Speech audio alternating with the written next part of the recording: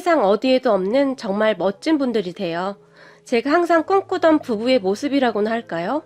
항상 다정다감하신 시아버님과 감수성이 풍부하신 시어머님, 두 분은 평생 동안을 다퉈본 적이 없다고 할 정도로 사이가 좋으세요. 우리 시아버님은 성악을 전공하셨지만 일반 회사를 다니고 계십니다. 그리고 시어머님은 피아노를 전공하시고 피아노 관련 일에 종사하셨었지만 지금은 전업주부를 하고 계시고요. 그래서였는지 두 분은 성격이 정말 잘 맞으셨어요. 문득 남편과 제가 교제를 하다가 시댁에 처음 인사를 드리러 가던 날 시어머님이 피아노를 치시고 시아버님이 옆에서 노래를 부르시던 모습이 떠오르네요. 두 분의 모습을 가만히 지켜보는데 닭살이 돋을 정도였어요. 정말 너무너무 멋지시더라고요. 시부모님은 서로에게 항상 존댓말을 사용하셨는데 그 모습도 어찌나 우아해 보이던지 저는 첫눈에 시부모님에게 반해버렸어요. 우리 부모님은 항상 서로에게 그렇게 무뚝뚝할 수가 없었는데 모든 것이 우리 친정 부모님과는 너무나 달라서 더욱 좋아 보였던 것 같아요. 식사 준비도 온 가족이 항상 다 같이 했는데 시아버님은 모든 것을 알아서 척척 하셨어요. 가부장적인 우리 친정에서는 엄마가 음식을 하는 내내 아빠는 TV를 보거나 소파에 누워있기 바쁘셨기에 제 눈에는 그 모든 것이 그저 신기했어요. 그리고 식사가 시작되면 여보, 오늘 해물탕 맛이 아주 좋네요. 잘 먹을게요. 시아버님은 칭찬까지 잊지 않으셨어요. 그런 시아버님의 칭찬에 당신이 맛있다고 하니까 나도 기분이 좋네요. 시어머님이 화답했고 말이죠. 그런 모습을 보며 남편의 인성이 좋을 수밖에 없었겠다는 생각이 들 정도였어요. 거기다 우리 집 형편은 시댁 형편에 비해 많이 부족했던지라 눈치를 볼 수밖에 없었는데요. 그런 저를 보며 시어머님은 우리는 돈 많고 개념 없는 며느리보다 너처럼 마음 따뜻한 며느리가 더 좋구나. 너무 신경 쓰지 말거라. 이제부터 가족인데 무슨 상관이니? 라며 제 손을 꼭 잡아주기도 하셨어요. 시댁 가족들은 여유롭게 살아서 그랬는지 굉장히 긍정적이기도 했는데 뒤에서 절대 다른 사람 험담하는 일도 없었어요. 가끔 친척들이 와서 거기 작은 집 며느리 말이에요. 아주 보통 내기가 아니래요. 라고 누군가의 험담을 하기도 했지만 시부모님은 그저 그렇군요. 라는 말만 할 뿐 어떠한 대꾸도 하지 않았어요. 제가 보기에 시부모님은 다른 사람이 험담하는 것을 극도로 싫어하는 듯 보였어요. 제게는 그런 모습조차도 참 멋져 보일 수밖에 없었어요. 무엇보다도 시댁 가족들이 좋아 보였던 것은 대화를 하다가 의견 충돌이 나거나 하면 화를 내거나 소리를 질러서 문제를 해결하려고 하지 않는다는 것이었어요. 오늘은 기분이 별로 안 좋으니 다음에 다시 얘기하죠. 라며 정중하게 말을 하고는 서로 흥분하지 않으려고 애쓰는 모습이었어요. 그러한 모습들이 어찌나 좋아 보이던지 저는 그냥 다 부러웠어요. 그리고 저는 그런 시댁 분위기에 맞추기 위해 항상 노력했고요. 남편에게는 여동생 한 명이 있었는데 여동생마저도 참 해맑고 예의가 바른 사람이에요. 그래서 저는 시댁에 가는 것이 그렇게 불편하거나 하지 않았어요. 서로에게 지나치게 간섭도 하지 않았고 적당한 선에서 예의를 지켰으니까요. 오히려 신혼 초에 저희 부부가 시댁에 자주 갔었는데 시어머님이 얘들아, 우리도 우리만의 시간이 필요한데 너무 자주 오는구나 라는 말을 할 정도였으니까요. 정말이지 어디 하나 나무랄 데가 없는 그런 가족들이에요. 그런데 그렇게 사이가 좋던 시부모님에게 얼마 전 큰일이 생겼는데요. 남편과 저는 그 상황이 너무 황당하기도 하고 이걸 어떻게 표현해야 할지 모르겠는데요. 우리 집 사연은 이렇습니다. 우리 시부모님은 살면서 단 한 번도 다툰 적이 없다고 했는데요. 얼마 전에 두 분이서 정말 심하게 다투게 되었는데 그 일로 이혼 이야기까지 나왔답니다. 그 상황에 우리 모두는 그저 어리둥절해 있었는데요. 사건을 정리해보면 이랬어요. 나중에 두 분이서 뉴질랜드 캠핑카 여행을 가기로 했다고 하셨는데 그런 시부모님을 보며 왜 굳이 캠핑카예요? 그냥 편하게 호텔에서 지내세요. 캠핑카가 낭만적이긴 하지만 손이 보통 많이 가는 게 아니에요. 아가씨가 두 분을 말렸지만 뉴질랜드 캠핑카 여행이 내 평생 꿈이야. 꼭 해보고 싶구나. 아름다운 호수 앞에 캠핑카를 세워두고 책도 읽고 싶고 노래도 부르고 싶구나. 그 순간 시아버님의 눈빛이 반짝반짝거렸는데요. 두 분은 이미 결정을 한 듯 했어요. 그렇게 두 분은 뉴질랜드 캠핑카 여행을 위해 준비를 해나가셨는데요. 참 철저히 준비를 하시는 듯 했는데 그러던 어느 날은 내가 운전면허는 있는데 장롱면허라 운전이 서툴러서 아무래도 운전 연수를 좀 받아야 할 것 같아요. 시어머님이 조심스레 말을 꺼냈어요. 그런 시어머님의 말에 그런가요? 어차피 내가 운전할 수 있는데 너무 무리하지 마요. 시아버님이 말리시는 듯 했는데요. 그러면 당신 혼자 힘들어서 안 돼요. 뉴질랜드는 복잡하지도 않아서 운전하기도 편할 거예요. 그리고 혹시 모르니 둘 다 운전할 줄 알아야 해요. 시어머님도 뜻을 굽히지 않으셨어요. 그런 두 분을 보던 아가씨가 그럼 아빠가 엄마 가르쳐드리면 되겠네요. 뭘 따로 운전 연수를 받아요? 그냥 아빠가 해주시면 되는 거죠. 라고 말을 했고 그럴까요? 그럼 내가 가르쳐줄게요. 하긴 여행이라는 것이 어떤 일이 생길지 모르는 건데 둘 다 운전을 하는 게 좋겠죠? 시아버님이 흔쾌히 대답을 했고 그럼 그래 줄래요? 괜히 당신 힘들게 하는 건 아닌지 모르겠네요. 시어머님이 미안하다는 듯이 말을 했어요. 그렇게 시어머님은 운전 연습을 시작했는데요. 시아버님이 조수석에 우리 부부가 뒷자리에 앉아서 같이 봐드리기로 했어요. 부부끼리 운전을 가르쳐주면 싸움이 난다고 하잖아요.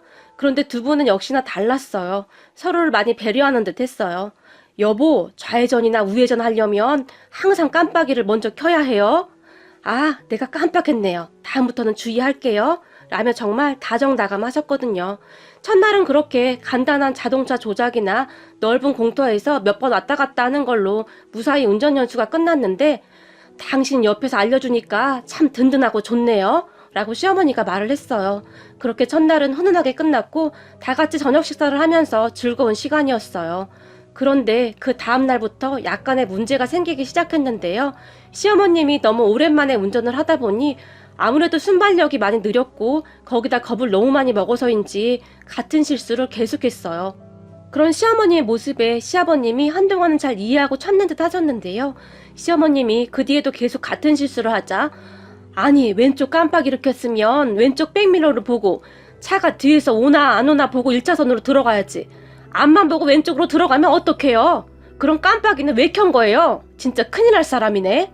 시아버님의 언성이 높아지기 시작했고 알고 있어요. 그런데 긴장돼서 그런 거잖아요. 시어머님도 슬슬 짜증이 나시는지 목소리가 변해 있었는데요. 여보, 앞차하고 간격을 유지하고 가야지. 아니 앞차 꽁무니를 바짝 붙어서 가다 앞차가 브레이크라도 밟으면 어쩌려고 그래요? 시아버님이 혼자 중얼거리듯이 말을 했어요. 알아요. 안다고요. 근데 긴장해서 그런다고요. 시어머님의 목소리도 점점 커졌는데요. 그런데 갑자기 시아버님이 정지선! 정지선이잖아요! 정지선 뜻을 몰라요? STOP! 정지선은 멈추라고 있는 거잖아요! 시아버님이 다시 소리를 질렀는데 그쯤에서 시어머님이 입을 꼭 다문 채 대꾸도 하지 않았고 제가 보기에 시어머님은 상당히 화가 나신 듯 했어요. 그리고 잠시 후에 더운데 에어컨 좀 켜봐요. 시아버님이 말을 했고 시어머님이 차가 한참 달리고 있는데 앞을 주시하지 않고 밑을 보더니 에어컨을 찾고 있었는데 그 순간 시아버님이 여보! 브레이크! 브레이크 밟아! 밟아! 밟아! 찢어지는 듯한 목소리가 들려왔어요. 브레이크라고 소리를 지르던 시아버님이 조수석 위에 손잡이를 꼭 잡고 있었는데 브레이크라고 외치던 순간 시아버님이 오른발로 앉아있던 조수석에 브레이크라도 있는 듯 발로 마구마구 밟는 듯 했어요. 정말 순식간에 일어난 일이었는데요. 아유 간 떨어질 뻔했네. 아이고 심장이야. 아이고 심장이야. 라며 두 손으로 조수석이 손잡이를 있는 대로 꼭 잡고는 말을 하셨는데요. 시아버님은 그 뒤에도 손잡이를 꼭 잡고는 엉덩이를 들썩들썩이시며 가만히 있지를 못하셨어요. 그리고 우리 부부도 뒷자리에서 진땀을 흘리고 앉아 있었는데요.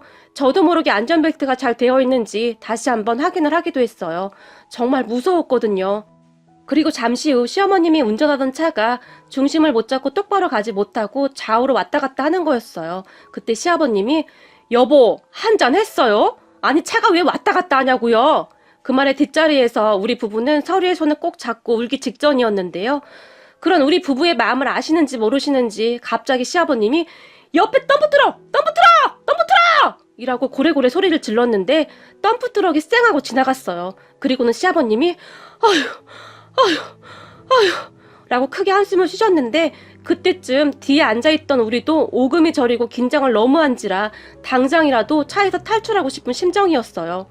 그 순간 시어머님이 좌측 깜빡이를 켜고 우측 갓길에 겨우겨우 차를 세우시고는 나 안 해. 더러워서 안 해. 라고 화를 내버렸어요. 그 모습에 시아버님이 약간 당황을 하셨는데 알았어요. 미안해요. 오늘은 여기까지만 하죠. 라고 시어머님을 달랬는데 그때 시아버님의 이마에 식은땀이 흥건했어요.